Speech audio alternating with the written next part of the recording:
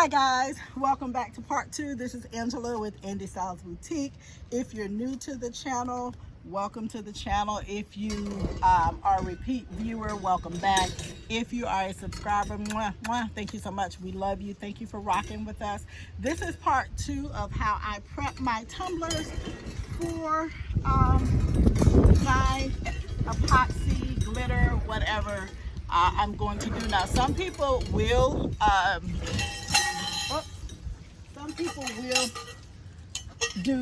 they'll take and scratch them up, dent them up with the sandpaper. I don't do that.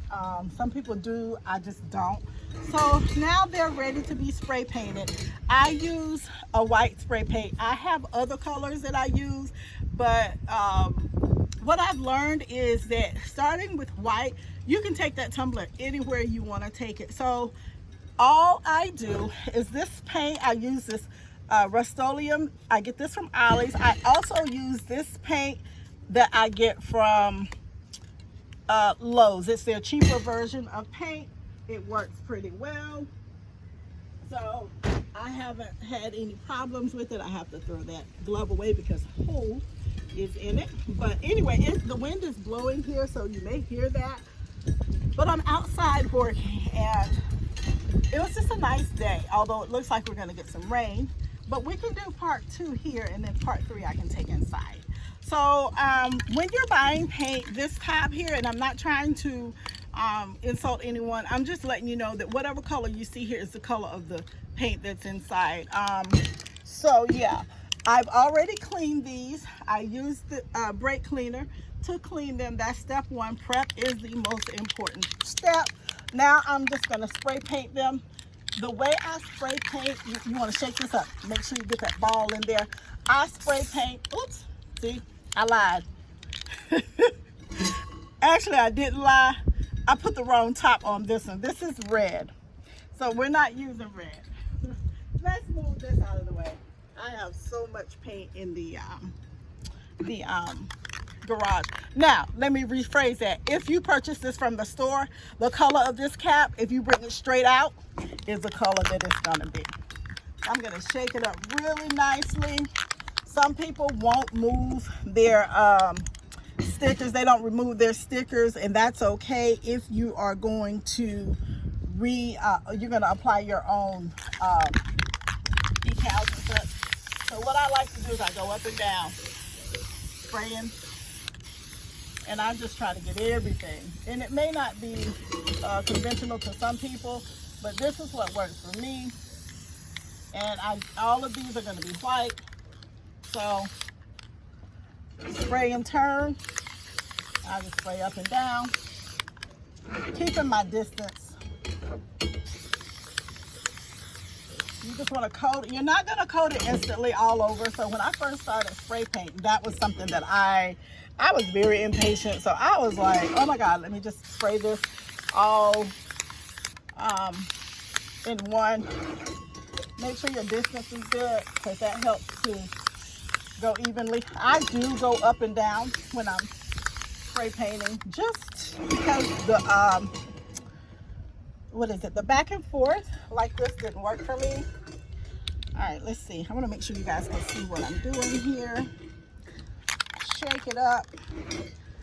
Just go up and down. These paper towel holders from Dollar Tree they're the bomb. That helps me to be able to move around. The wind is blowing now, but if I was doing this on a day where the wind was not blowing, I would move around the table. Instead of moving this, I would walk around the table in a circle. And like I said, be patient with it. You're not going to cover it all in one swoop. It is stainless steel, and you want to make sure. Now the wind's not blowing, so I'm going to move around it, and then I'll turn it.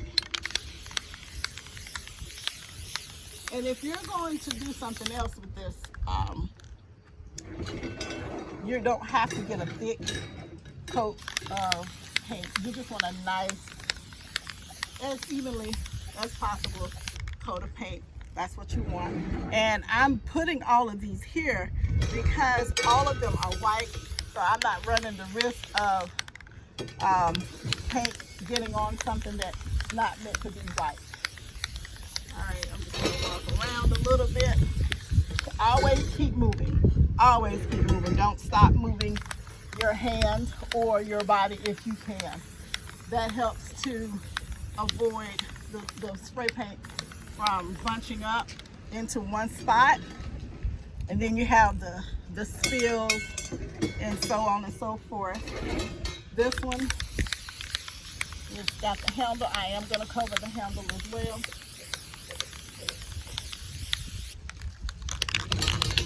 Don't forget to shake up. And although I'm moving up and down to shake, I'm still shaking.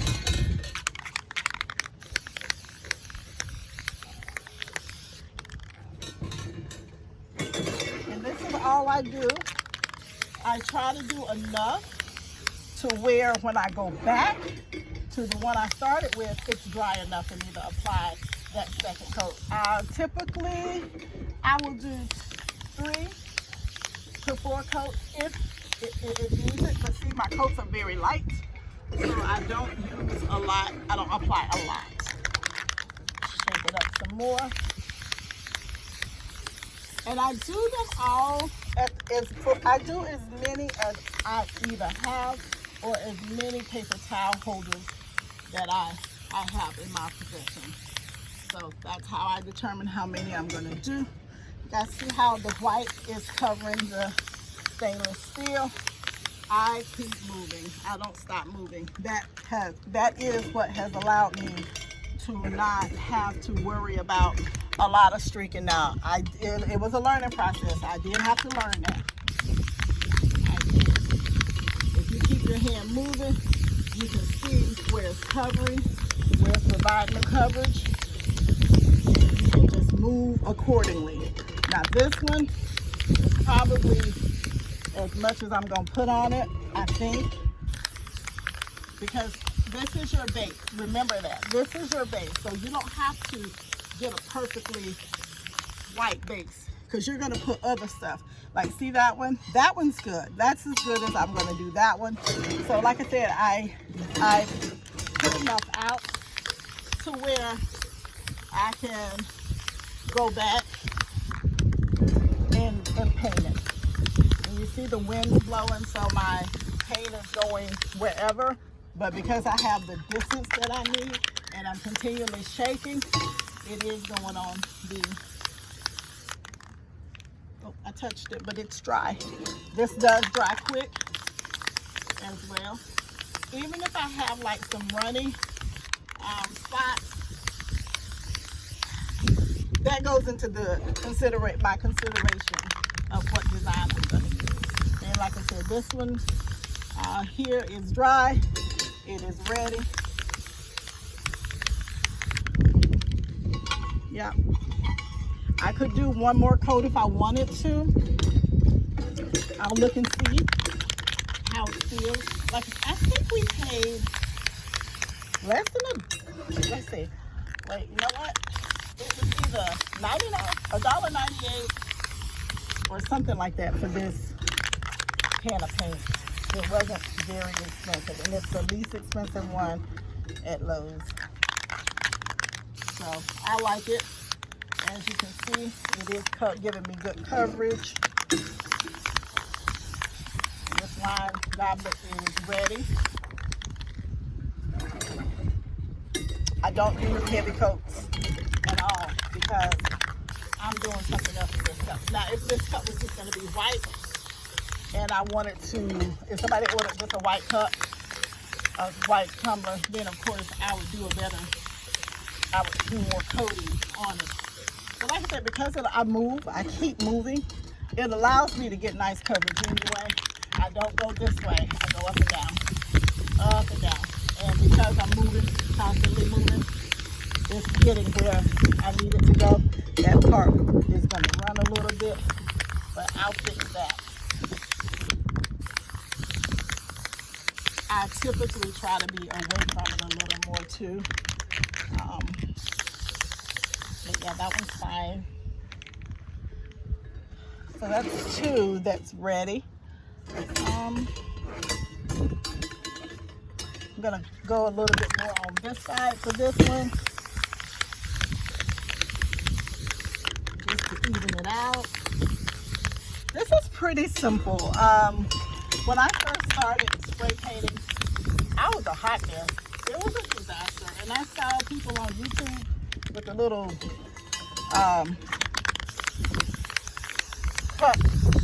the tumbler stop plugs that they use, and they were spray painting their little hearts out. And I mean, they had perfect precision with this spray paint, and I was like, okay, they can do it, I can do it. But what it taught me was you have to find your own way.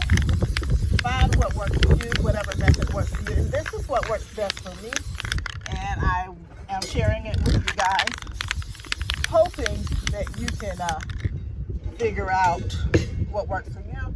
And I'm spraying away, and this mess is not on my face. It should be though. Okay. All right. Now this can, like I said, was very inexpensive, and we've coated almost 10 cups with it. Let's see. Just to give you an idea of how far it'll go. All right, that's 1, 2, 3. Well, number 4, and I can hear it or feel it getting. Make sure you wear gloves, guys, when you're doing this, because I'm very particular about what goes on my hand. I don't like paint on my hands. I don't like glue, glitter. It happens, absolutely, but I don't like it. Also, keep a pressure or keep a pulse on how much spray is in your can, because you don't want it to sit on your perfectly painted cup. Okay, I'm going to adjust my mask. Sorry, you probably hear that because I have this headset on. So that's 1, 2, 3, 4 that I'm pleased with. And we're going to try this one.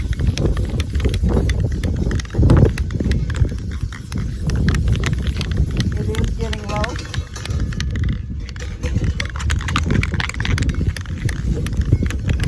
Who knows how much I've actually wasted in? Hopefully some of my other cups have caught it. You know? All right. This one, I think, is probably just solid base 4. What do you guys think? Yeah? Just a bit more.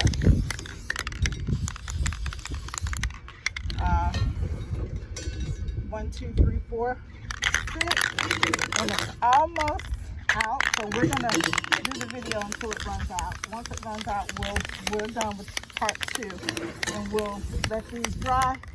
It doesn't take long to dry. What I typically do is let them dry overnight though. So I'm not gonna change that practice. And like I said, I do more than one at a time, especially for the prep part. Designing, not so much, because you need to pay attention to what you're doing. One spot. There we go. All right. So these are my cups. I have 1, 2, 3, 4, 5.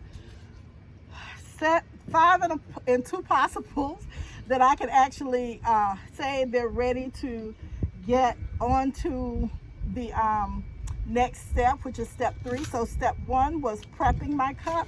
And just to refresh, to prep the cup, you need gloves, you need some brake cleaner, you need, what else did we need here? The tumblers themselves, gloves, you want to keep your PPE, you want to make sure you have masks, and you want to make sure you have safety glasses. All right, guys, thank you for rocking with us. Happy crafting.